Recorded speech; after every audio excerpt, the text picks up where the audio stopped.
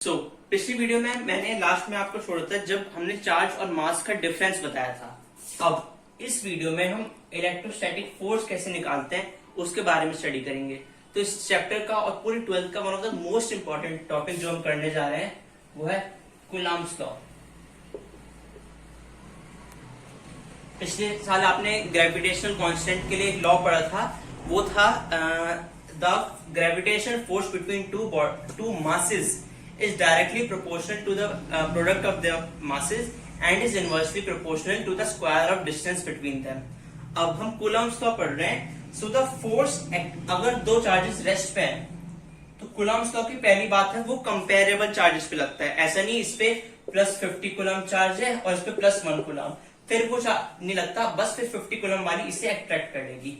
लेकिन अगर दो कंपेरेबल मासेस और कंपेरेबल चार्ज वाले हमारी दो बॉडीज हैं उन पे ही लगता है। ओके, तो if two charges are at rest, so the force acting between them, यहाँ जो अलोंग द सेंटर के यहाँ पे एक फोर्स लगती है, it is directly proportional to the product of the charges Q1 और Q2 and is inversely proportional to the square of distances between them. Okay, तो आधी डेफिनेशन तो लास्ट की वही है।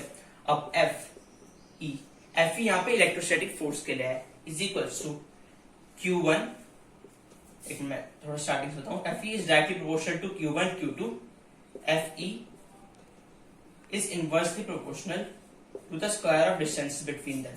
अब from first and second equation, Fe is directly proportional to Q1 Q2 upon R square, Fe is equals to K Q1 Q2 upon R square।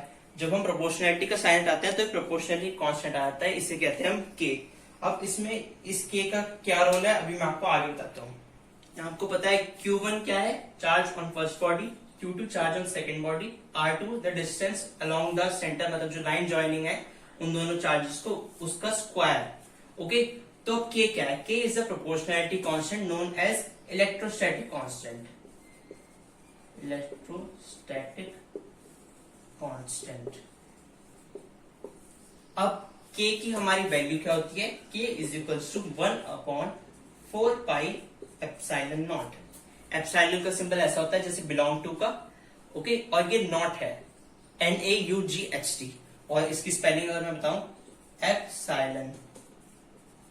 Epsilon not. Okay, zero को हम physics में या फिर maths में not पढ़ते हैं, तो K is equals to 1/4 pi epsilon naught, और इसकी टोटल K की वैल्यू क्या होती है इन जनरल 9 × 10⁹। ओके, ये है इन एयर और वैक्यूम। एयर और वैक्यूम को इसमें हम सेम ही कंसिडर करेंगे। Okay, so it is also known as permittivity of free space. ये अगर एप्सिलॉन नॉट है, ये एयर को रिप्रेजेंट करता है और वैक्यूम को परमिटिविटी ऑफ फ्री स्पेस। अगर यहां से ये नॉट हट जाए या मतलब ये वाला सिंबल बचा है एप्सिलॉन, या फिर M आ जाए, यानी epsilon of any medium, permittivity of medium, और इसकी वैल्यू होती है K की 9 × 10⁹।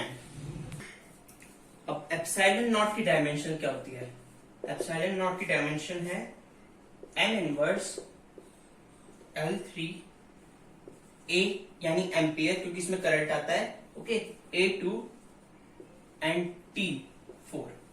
तो ये है इसकी डायमेंशन। ये वैसे जनरली पूछी नहीं जाती, लेकिन आपको ये मतलब थोड़ी सी इंपॉर्टेंट है वैसे। अब चार्ज की यूनिट क्या होती है, चार्ज की यूनिट होती है कूलम्ब। लेकिन अभी जैसे मैंने आपको बताया था 1 कूलम्ब में, मैंने प्रीवियस वीडियो में बताया 6.25 × 10⁻18 इलेक्ट्रॉन्स होते हैं। ओके, तो इसलिए हम जनरली चार्ज कंसिडर करते हैं स्टैट कूलम्ब में। It is the unit of charge जिसे हम जनरली कंसिडर करते हैं। इसकी जो वैल्यू होती है स्टैट कूलम्ब की,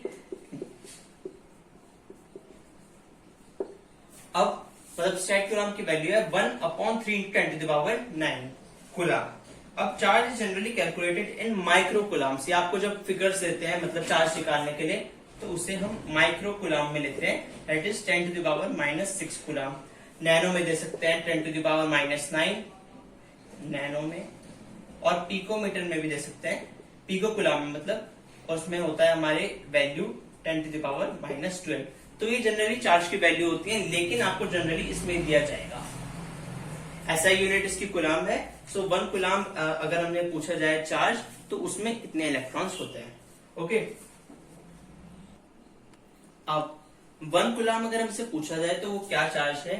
1 coulomb is the charge that repels equal and similar. और इसमें हमने रिपेल्स इसलिए किया क्योंकि दोनों पॉजिटिव होंगे तो उसे रिपेल करेगा अगर दोनों लाइक चार्जेस हैं।